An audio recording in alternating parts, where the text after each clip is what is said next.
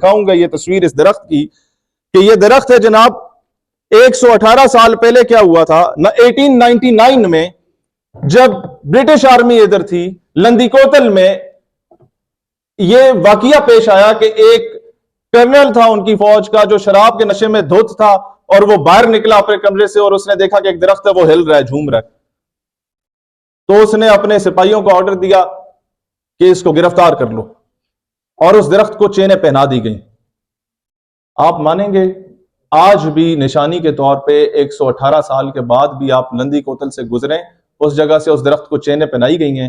پاکستان اس دن آزاد ہوگا جس دن ہم سب سے پہلے اس درخت کی زنجیریں توڑیں گے اور بتائیں گے کہ جناب تمہاری نشانیوں کو اب ختم کیا جا رہا ہے. ہم ایک درخت آزاد نہیں کروا سکے.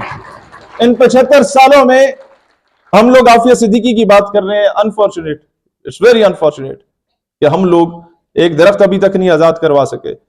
دیکھیں ہمارا امام مسجد اس میں سے اکثریت ایسے لوگوں کی ہے جو بیچارہ حق بیان نہیں کر پا رہا ممبر پہ.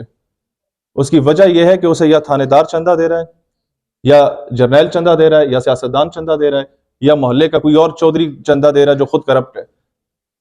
ہم لوگوں نے بے تحاشا لیٹرز لکھے بریلوی, شیعہ, دیوبندی, اہل حدیث چاروں سکول آف تھاٹس کو کہ آپ لوگ خدا کا واسطہ ہے ایک بچہ جو 7-8 سال کی عمر میں 6666 آیتیں یاد کر لیتا ہے اس بچے کا انٹلیکٹ ایک پی ایچ ڈی اسکالر سے بھی بہت اچھا ہوتا ہے. لیکن مسئلہ کیا ہے کہ وہ بچہ اس آیت کو یاد کرنے کے بعد 6-7 سال لگا کے عالم فاضل کا کورس کر لیتا ہے. اس کا انٹلیکٹ سب ڈگری ہولڈر سے بہتر ہوتا ہے. آپ اسے لینگویج کورسز نہیں کراتے. جو اتنا کچھ یاد کر لیتا ہے وہ 6 مہینے میں دنیا کی کوئی بھی زبان سیکھ سکتا ہے. اگر وہ آن لائن ٹیچنگ کرنا سیکھ جائے اور آن لائن قرآن پڑھائے یا کچھ بھی دین کے بارے میں بتائے, وہ 4 سٹوڈنٹ بھی اگر پڑھاتا ہو نا تو ایک بچے کا اگر وہ $100 چارج کرتا ہے تو $400 $1.25 لاکھ 1.5 لاکھ روپیہ بنتا ہے اس کے لیے. وہ اپنی جو دستار پہنے گا نا جمعے والے دن اس پہ جو اس کا کلف لگا ہوگا ترے پہ وہ اس کی اپنی جیب کی کمائی کا ہوگا, کسی تھانے دار کی کمائی کی نہیں ہوگا. تب دین بیان ہوگا ممبر پہ. تب وہ بولے گا تھانے دار صاحب کل مسجد میں نہیں آنا اگر تم نے کرپشن کی تو. ورنہ آج کے دور میں کیا ہوتا ہے اے تھانے دار اولی بھی بیٹھے نے, اے ملک صاحب بھی بیٹھے نے, چودھری صاحب بھی بیٹھے نے, میں تو دسا دین اچ بڑی لچک ہے جی. سمجھ رہے اس بات؟ آستانوں کی پالیسی. میرے بھائی سندھ سے آئے ہیں,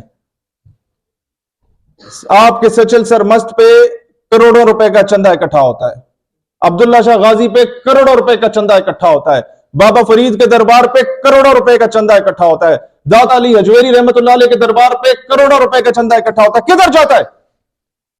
محکمہ اوقاف کی جیبوں میں اور کرپشن کے کھاتوں میں. عورتیں آ کے اپنے زیور اتار کے دے دیتی ہیں منتیں ماننے کے لیے. وہ بابے ان چیزوں کے محتاج نہیں ہیں لیکن ان کے نام پہ آپ کو لوٹا گیا. ہم لوگوں نے کیا آستانوں کی پالیسی بنائی جائے. اگر آپ چاہتے ہیں کہ جی دین کا ہی نفاذ ہو اس معاملے میں آپ کو بتا دیتا ہوں. آپ چاہتے ہیں ان کی تعلیمات کا نفاذ ہو, میں بتا دیتا ہوں. ان چندوں کو محکمہ اوقاف کو نہ دیں. وہ کروڑوں روپے کا چندہ جس بھی دربار پہ اکٹھا ہو رہا ہے اسی دربار کے ولی کے نام پہ یونیورسٹی بنائی جائے جہاں درس نظامی بھی ہو اور الیکٹریکل اور سافٹ ویئر انجینئرز بھی بنائے جائیں. اندھے گنگے بہرے دولے شاہ کی چوہیاں نہ پیدا ہوں درباروں پہ, وہاں ایسے مرید پیدا ہوں.